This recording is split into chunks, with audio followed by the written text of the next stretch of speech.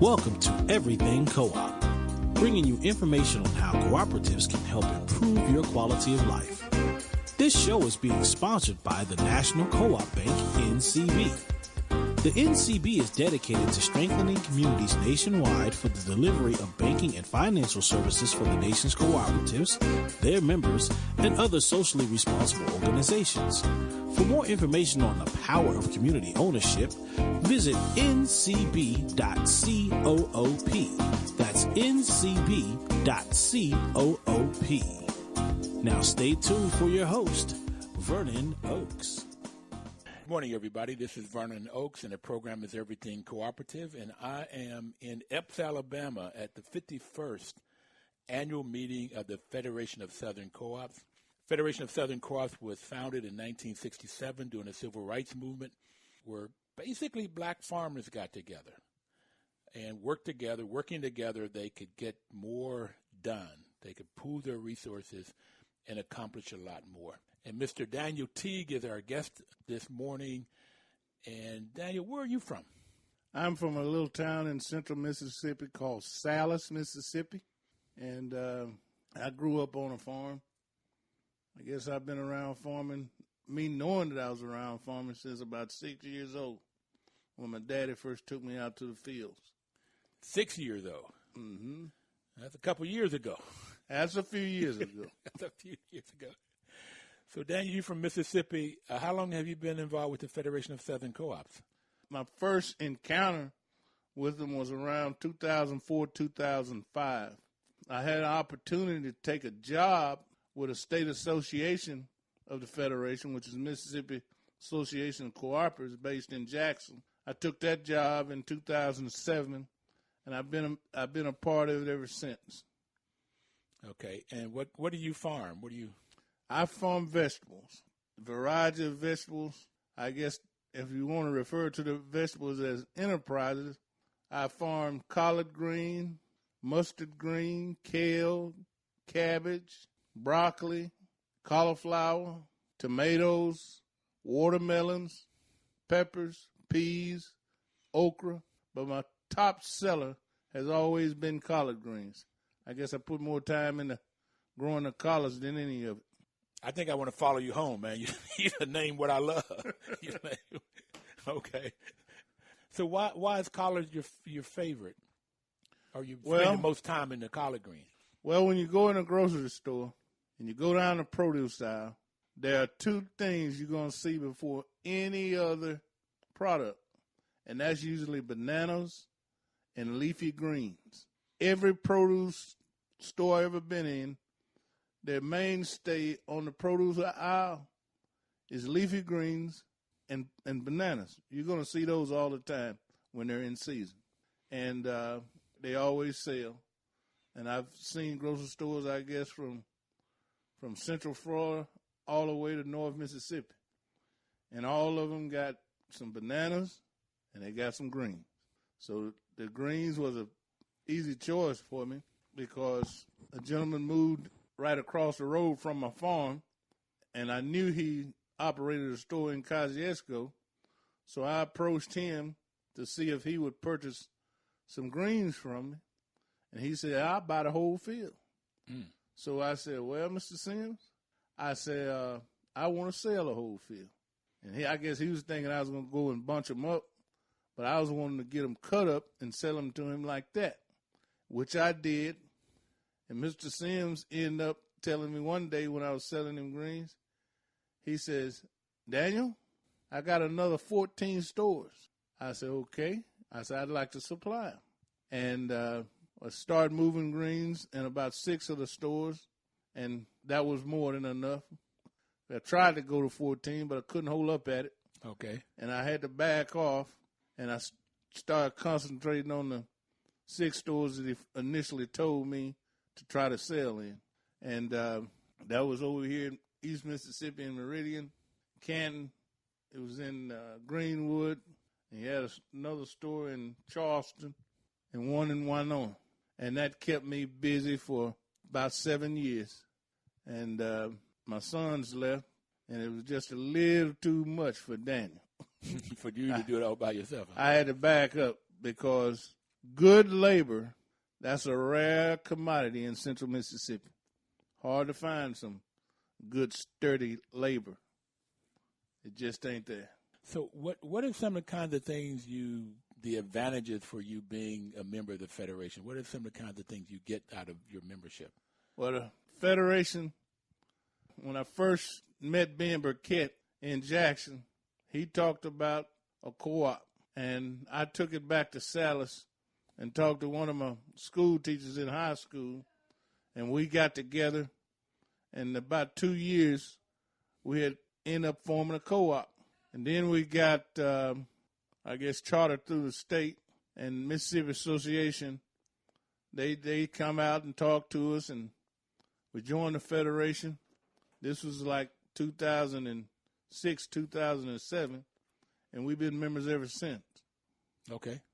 So I heard you talk yesterday, and you said that in doing your college, somewhere you learned some ways of how you can produce more per acre or per row or per something. Yes. Did you get that out of the Federation, out of your membership? Yes, I got it from Mr. Ben Burkett. He was the head guy at Mississippi Association of Cooperatives, and he informed me about a program that I guess the NRCS sponsored it, but I gained the knowledge from him of what the program was, which was the Small Farmer Initiative. And what they helped me do was they helped me get a deep well for irrigation, and I could irrigate my greens, which made a substantial difference. So wait a minute, you learned from them how to create a well. What I learned from the Federation was how to leverage the agencies at USDA. Mm-hmm. And the first agency I approached was the one called Natural Resource Conservation Service, NRCS. Mm-hmm. And that's who helped me with the well. They did a cost share. But the knowledge was gained through the Federation to know that NRCS was out there doing what they were doing. And that really changed the dynamics of what I was doing. Because I went from producing about 1,000 pounds per acre to about 3,000 pounds per acre with the irrigation. Wow. Made a big, big difference. And I was very grateful for that knowledge. And then Mr. Burkett, Brother Daniel, you say you got 3 times more productivity from an acre by having the irrigation. So I assume that's 3 times more money in your pocket. Well, that's what every farmer, they want to increase the bottom line. So, yeah, total grateful. All right. Same amount of work, more productivity. Well, same amount of greens, same square footage of greens. Right. More profit per acre. Got it. A little more work though. A little more. Okay. I guess you got to pick them a little more. I got it. Picked in 3 times more. Okay. Yeah. All right. But if you got the product, the thing is, if you got more product, you should be able to move more product. Right. And the thing that was really positive about it, Mr. Sim could absorb all that I grew. And that made my job a little easier. Yep. Mm-hmm. Yep. I knew it wasn't a conventional way of marketing, but sometimes things just work out. Yes. Yeah. So in the Federation, they told you about some of the programs at the Department of Agriculture, U.S. Department of Agriculture.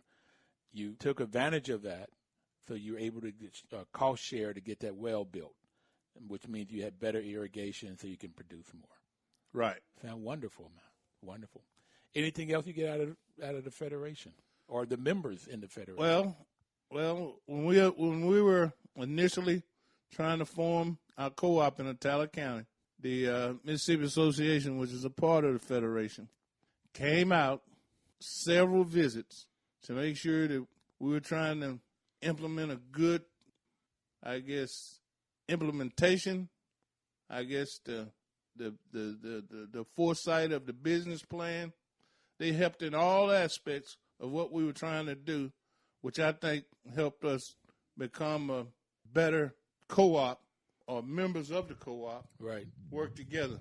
they was a good facilitator in that, in helping us get there as a group, and that was a plus.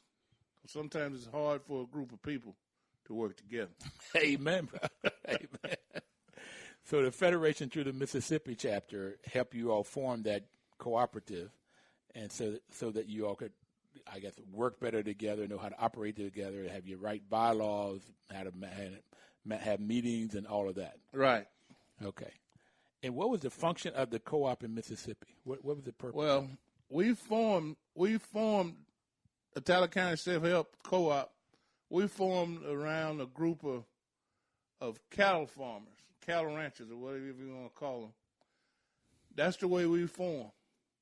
But now, I guess I always thought that if you didn't have access to the acres, that you can take a few seed and you can turn probably $2 worth of the seed into $2,000 easily. But you got to grow vegetables. Mm-hmm. It's got to be a horticulture aspect to it, because I know some tomato plants I've planted, and they produce 40 pounds of tomatoes to the plant. You think about it, if you put, I don't know, maybe 10 cents in 2 seeds, and you end up growing 40 pounds of tomatoes, then you can see the correlation between minimum input and more profit. Yep. I wish farming was that easy, though. No, it's not that easy. You gotta have some knowledge of farming. And I guess my father, I didn't like trying to farm, I guess, when I was 14, 15, 17, even 20 years old. Right. But the thing that he instilled in me was the work ethic and the knowledge of how to get the produce out the ground. And that proved invaluable when I came back and said, well, I'm going to try to grow this and try to sell it. And I had the knowledge of growing. Mm-hmm. I just needed to try to figure out how to market it. But I remember when I was in Milwaukee, too, I had the opportunity to attend some leadership seminars and different things. And I remember going to a class where they brought in Stephen Covey. And he had put a book out, The 7 Habits of Highly Effective People. Right. And in that, they passed out another book, and it had in there guerrilla marketing. And when I approached Mr. Sims, I was on a direct basis, one-on-one, face-to-face, and that was how I first got started with my collard green market. And it proved out pretty much just like the Stephen Covey and the folks that was putting on that seminar in Milwaukee, too. It proved out. Sir, Daniel, thank you so very much, buddy. Right. Thank you a lot. Everybody else out there, will get to the next person. Thank you, guys.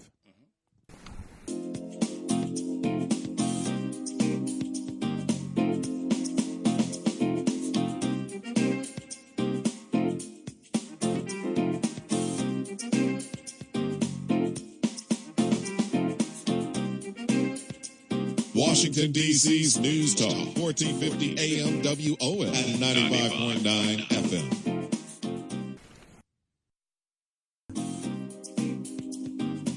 Information is power. Welcome back. This is Vernon Oakes with the program Everything Cooperative. I am in Epps, Alabama at the 51st annual meeting of the Federation of Southern Co-ops.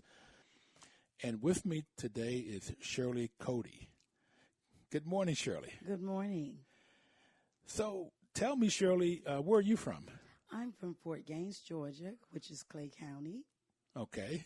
And how are you related to the Federation of Southern Co-ops? Well, I joined the Federation because my father was once in the Federation, and I started attending the meetings with him. And when he passed away, we inherited my father's farm. And so I became a farmer. Okay. Okay. What were you doing before you became a farmer?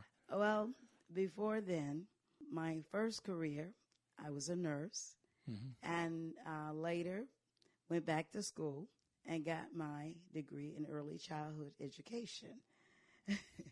From nurse to education to farming. Yes. Always nurturing something. Yes. Okay. Okay. And so how has the Federation helped you in your farming?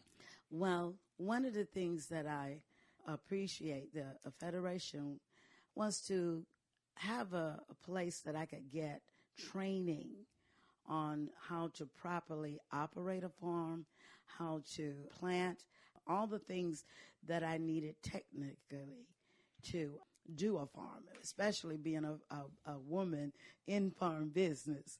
They were able to help me with all of the different trainings. When you first start farming, you need to know your soil. You need to know the properties that's in your soil, what your soil need, so that you could grow. And I had to learn the difference between your regular farming and your produce type farming, because there are different things that each one of those vegetables, they require certain nutrients in your soil for them to be productive. So I had to learn what to plant and when to plant it and what is needed for those plants to survive and to grow. And I wanted to grow the best. All right. So what do you grow? Well, right now, we just had a crop of collard greens, corn, tomatoes, kale, and we had white potatoes as well. All right, I'm going to follow you home. From collards and kale. Yes. With some potatoes. Yes. All right, tomatoes and corn. Yes. Where do you sell to?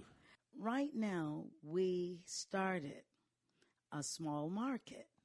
And what we did, since I left one thing out, I also have another career that was added to all the other careers. I'm also a minister.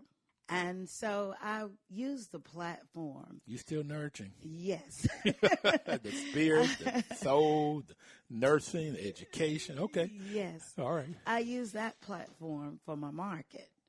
The women, the elderly in my community, they don't know how to, well, they are too old to farm, to actually plant those vegetables. And those are the kind of things that they like to eat.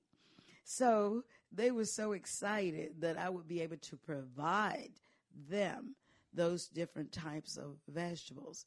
And so when I did my very first selling of the plants and vegetables and everything, they say that mine was the best they had ever had. Mm. They said that remind them of when their parents grew.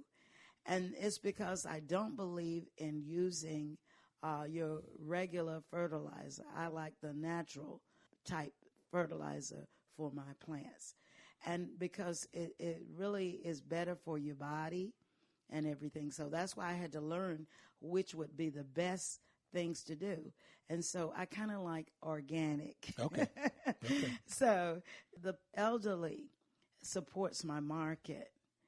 They put in their order. And we have one day out of the month when they can come in and pick up their order. And so that has been my platform. And the business is growing because other community families have heard about it through their church. And so the word now is growing. So I'm going to have to expand my business because of my reputation for having a good quality vegetables.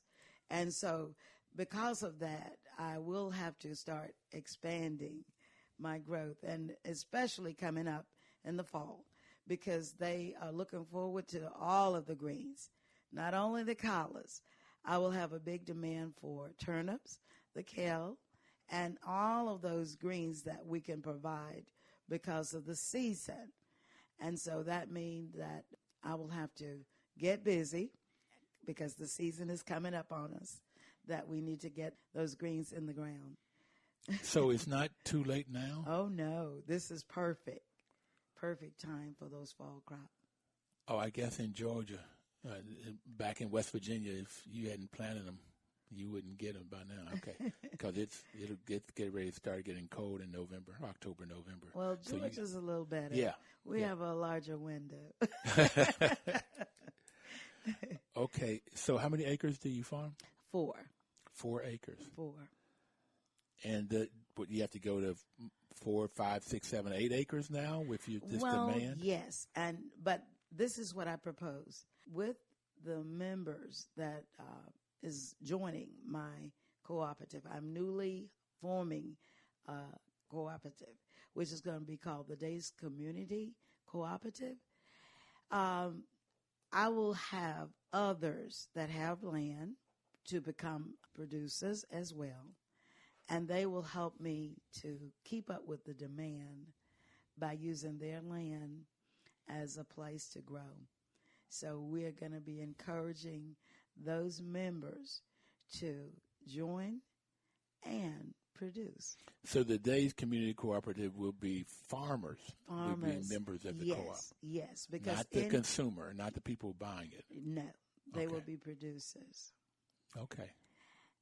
But they have the opportunity, though, to purchase if they would like, because, that's another way to make your cooperative grow, and you make money both ways as a producer and a consumer. Does the Federation help you to develop the Days Community Cooperative? Yes. We, Mr. Keith, Cornelius Keith, and Kathy Kendrick, they have been very supportive.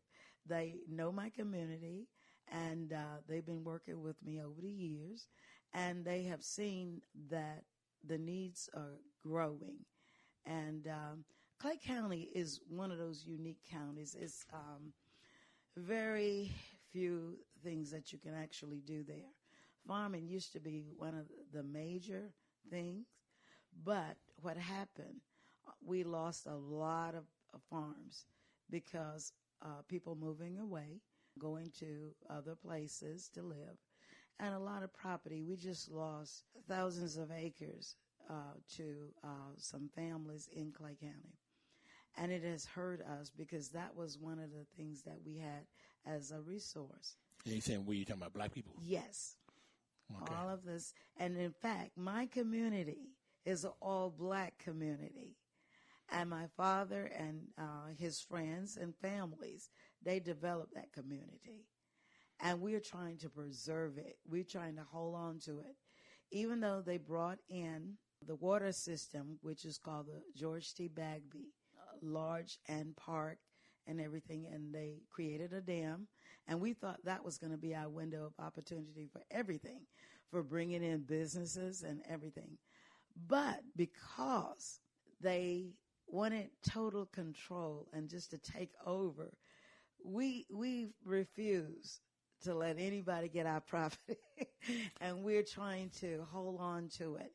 And I'm trying to help my families to realize those are your resources. Mm-hmm. And you got to use what you have and to develop. That's right, those things, so that your children and other children down through the generations will have something to be proud of, because that was what my father taught me. Not only be proud of owning land, but also that's the way of making money and sustaining self. Yes, it is. Where you're not dependent on the white man. Yes, of course. And I understand when you say they were trying to get control, that's the white folks that created the dam. Yes. And then they did get control. that, and they wanted to control everything. They wanted everything to be developed as far as what they wanted to implement. And they wanted our community because, see, we have already developed it. Okay. And the only thing now is just taking it to another level, letting them know we don't have to farm like our ancestors did. There are other opportunities.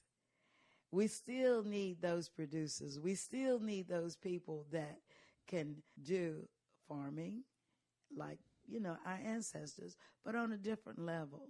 Then have a market so that we can make money with those things. So one of the things I like about the Federation, they have helped us to look at what we have and how to take those things and develop them into jobs. Right. Creating jobs for people. Not only jobs, but then making money so that we can feed our families, because we have a new generation now.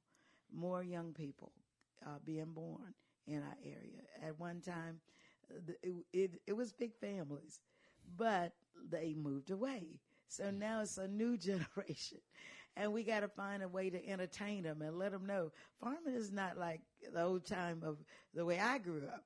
See, I grew up having to pick cotton, and I grew up having to shake those peanuts and pull that cord and pull the weeds out of the peanuts. But see, they were looking at that in a negative way, but you don't have to do that anymore. So we're going to capitalize on having the Federation to help us to educate our young people and letting them know that there are many possibilities. And with the youth programs and stuff like that, we want to try to incorporate that into our school system, because if we don't, we're going to lose a generation, and they're not going to know what's out there available for them, because this is their future, and Amen. they need to know. Amen. Thank you very much. You're welcome. Miss Shirley, thank you. Thank you. Everybody else out there, we'll get to the next person. Thank you, guys. Washington, D.C.'s News Talk, 1450 AM WON and 95.9 FM.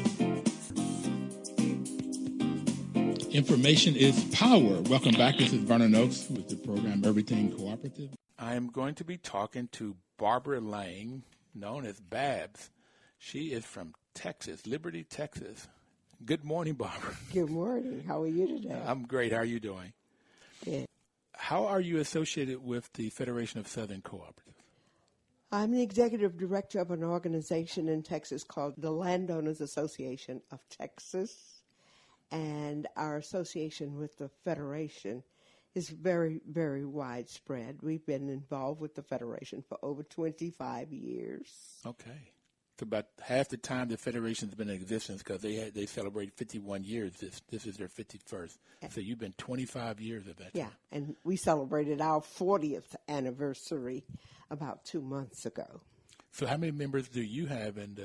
We have a total membership of the Landowners Association in 9 different chapters across Texas, approximately 1,000 members, and some of us are members of the Federation, individual members.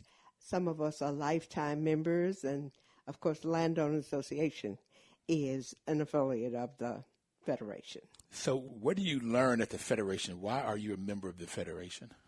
The Federation has what we call the kind of moxie that you need for agencies who are representing a lot of people in a very diverse area. The Federation serves the purpose to us to be the liaison, the link, the educator as it relates to most of the USDA programs. If I might just give you one little example. Please do, please.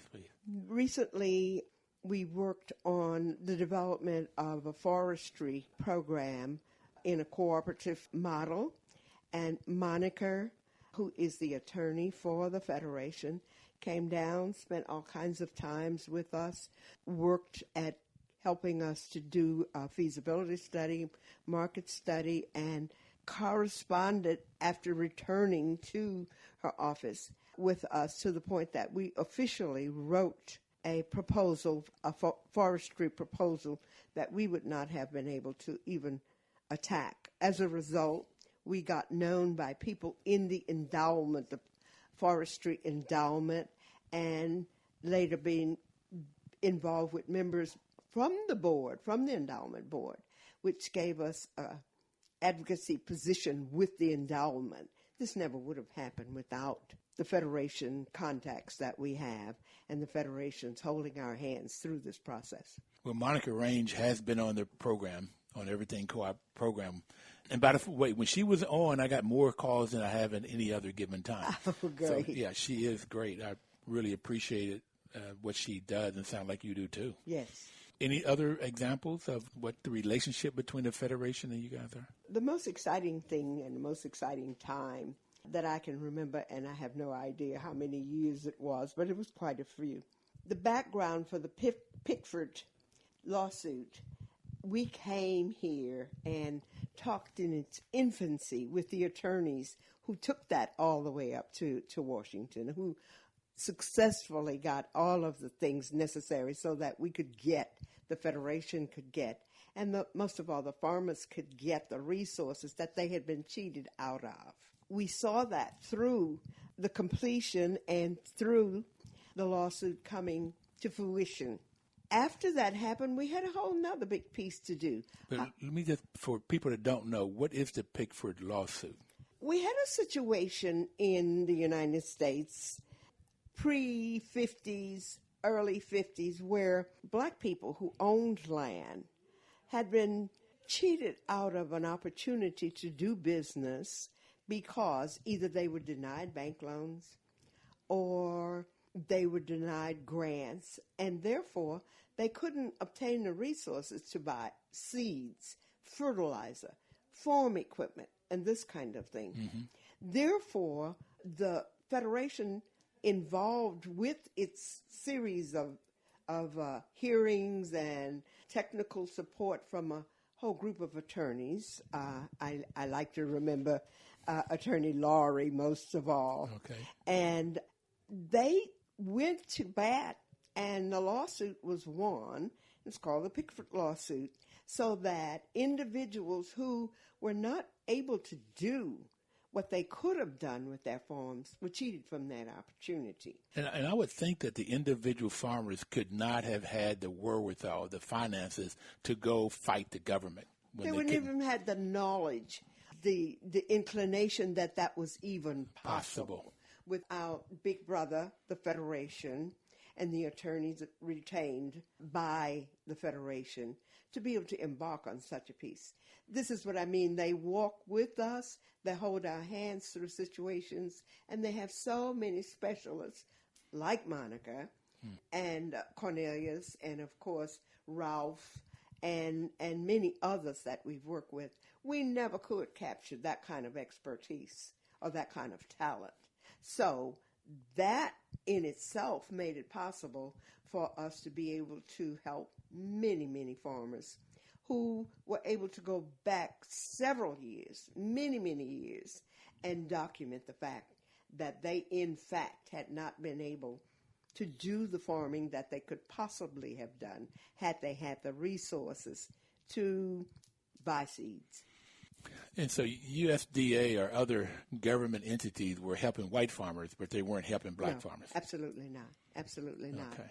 You could lose your farm. As a matter of fact, our excitement related to the Federation, Landowners Association, that is, our whole mission is to work towards the goal of acquisition of land, retention of land, and development of land.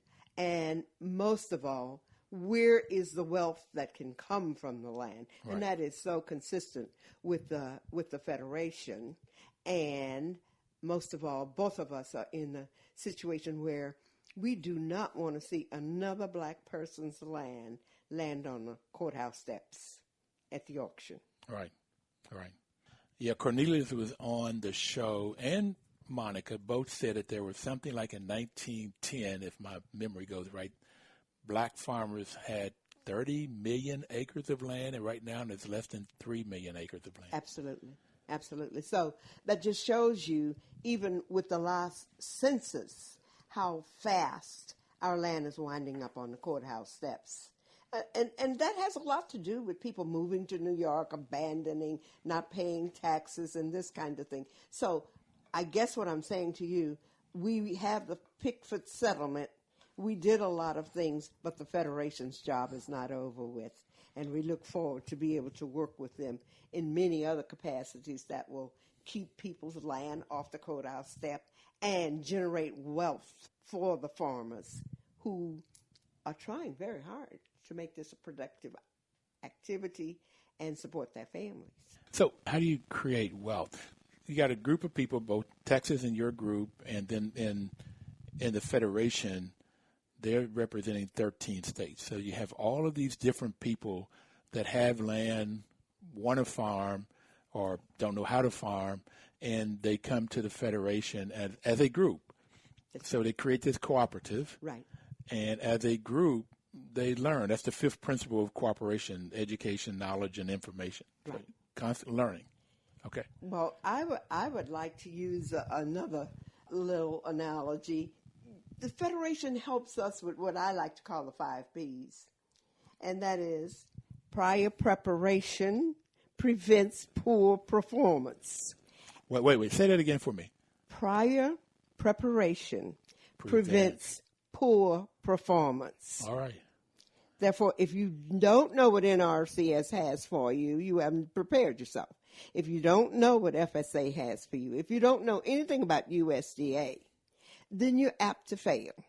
But if you do know, you will be able to retain your land, to do something productive, to have a product, to survive, and not only survive, but to realize wealth for the use of your land, through the use of your land, just like many, many, many other individuals in our society. White people know it so well, and they've got it down so well. We need extra special help because we're still thinking that land and working land may have something to do with slavery.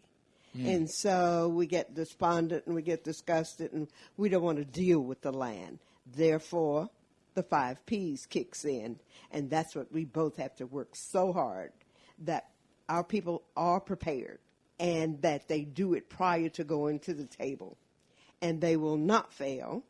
And so I would say that we help each other through doing the prior preparation to avoid poor performance. So with the preparation, you get good performance. Absolutely. You get success. Absolutely. You create assets. You create wealth. That's right. Okay. Okay. For yourself, for your family, for your children and grandchildren, and on down. Absolutely.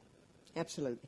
We are steadily trying to make farming as sexy as any other professional or any other career, so that we can see that farming or dealing with ranching is a career, is something related to production, something related to wealth, and is not a hobby.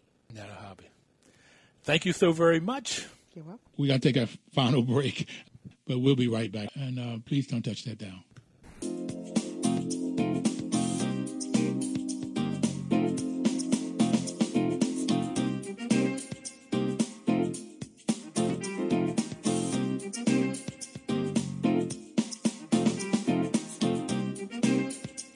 Washington, D.C.'s News Talk, 1450 AM WOS and 95.9 FM.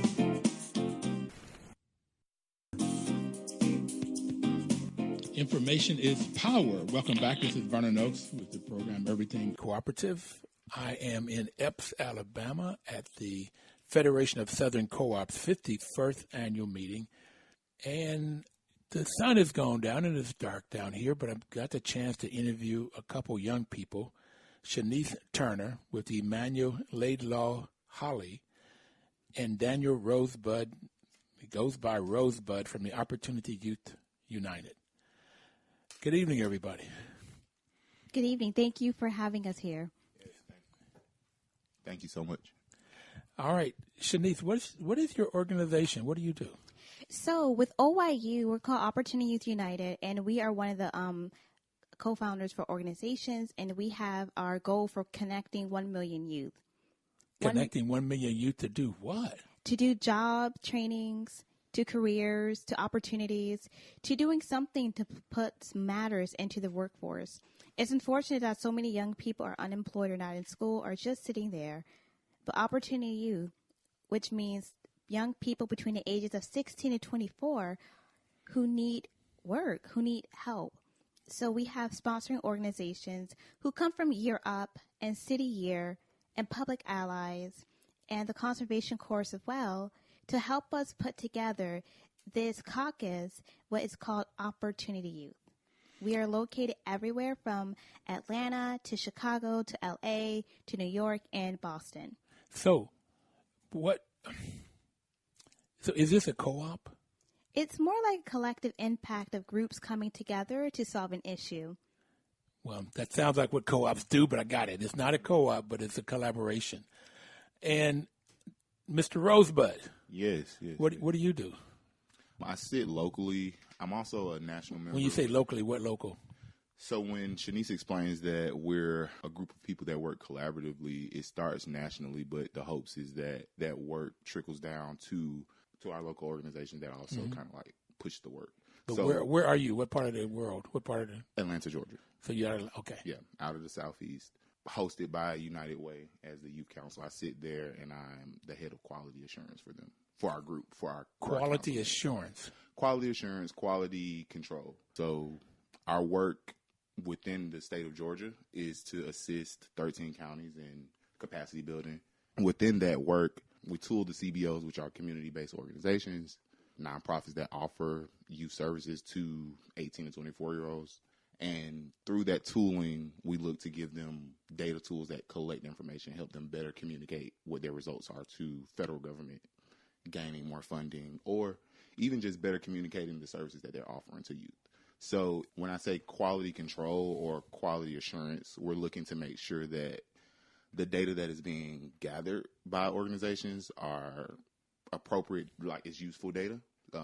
Numbers of students that are being affected, numbers of students that are disconnected. How do we better the orientation process? How do we implement better pathways to better assist this group of 18 to 24-year-olds connect to work and school? So ensuring that there's quality in that intake process, quality in that orientation process, quality in the community partners that are connected to the work and that are connecting the youth, it would be my space. So you're doing quality control in everything that you guys are doing locally in Atlanta or nationally? Locally for 4 to 13 counties. So we're just starting. So some of that work hasn't taken place yet, but yes, locally. And Shanice, where are you working out of? What part of the world do you work out of? I do both local work with the United Way Community Action Team and national with Opportunities United, known as OYU. So what's your local address? Where are you? So my local means I am. Are you in Atlanta too? Is what I'm trying to get to. Oh, Atlanta, yes. You're in Atlanta? Yes. You're in Atlanta. Do you all go to school, or have you graduated from college, or? Yes, we Rosebud and I both graduated from a program called Year Up, which is a 1-year IT training program that teaches young people known as Opportunity Youth about IT, building computers, public speaking, business management, and how do you sell your own brand. You go on internship or training for 6 months in a classroom setting, and then for the next 6 months, you're placed on an internship based on the track that you went into. The track can be program management, it can be IT, or it could be software or hardware as well. And then you're placed on an internship based on that track.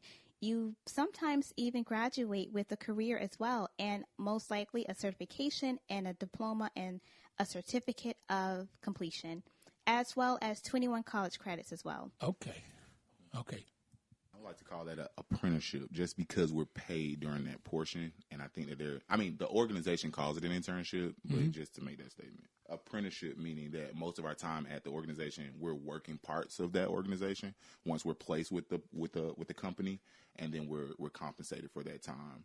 So what were you going to say? You had No.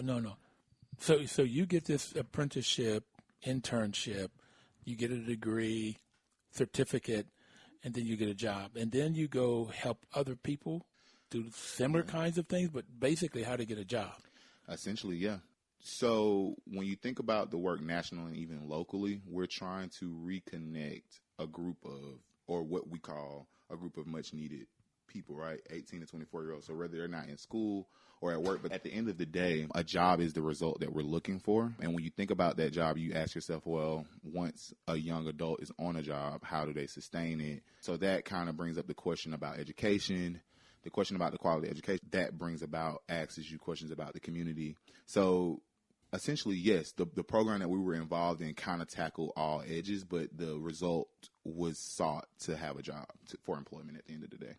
Do you have a sense of how many young people you all have helped already? Your goal is 1 million. That's a big, lofty goal. Yeah. I love it, but how you doing? Well, that's a national goal. Okay. And she's speaking from a national standpoint when she says 1 million. For a local standpoint, it's a little bit different sitting on the council because we're not always directly connecting the youth from our position with United Way. With United Way being a technical organization and them housing us, there's a couple of political issues, or not necessarily political issues, but some liabilities that they try to steer away from. So we're unable to do the direct work in that way.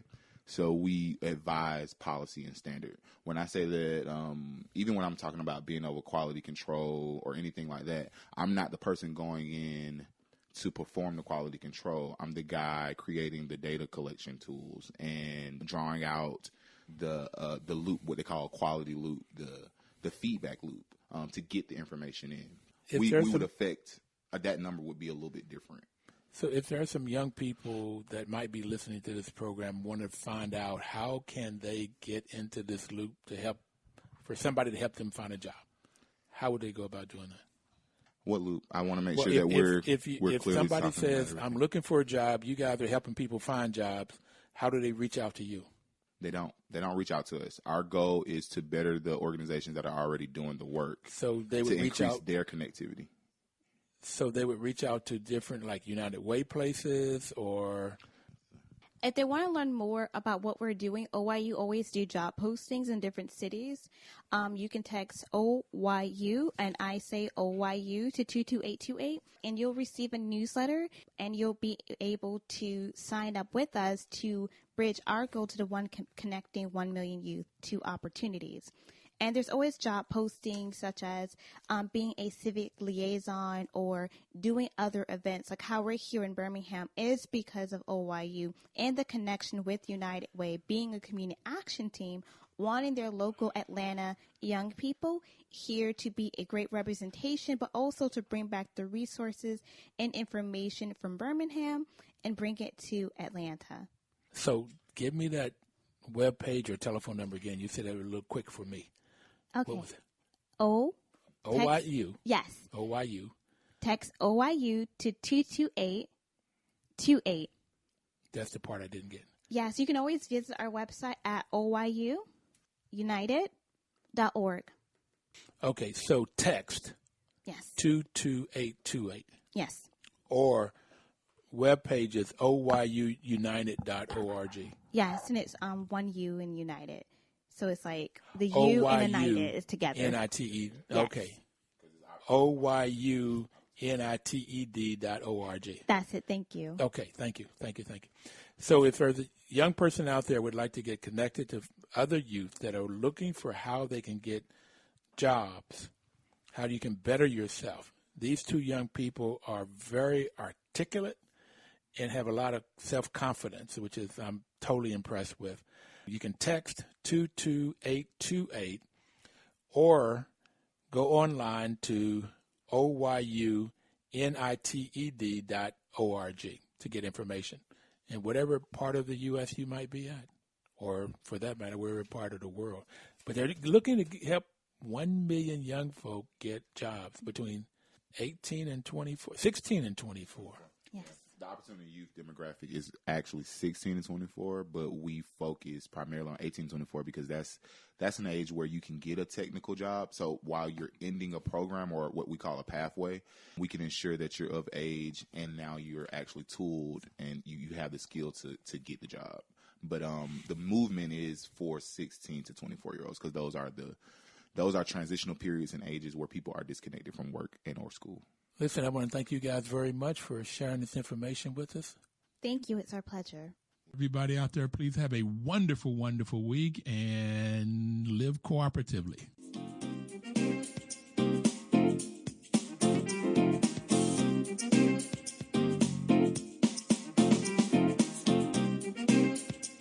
Washington, D.C.'s News Talk, 1450 AM WOS and 95.9 FM.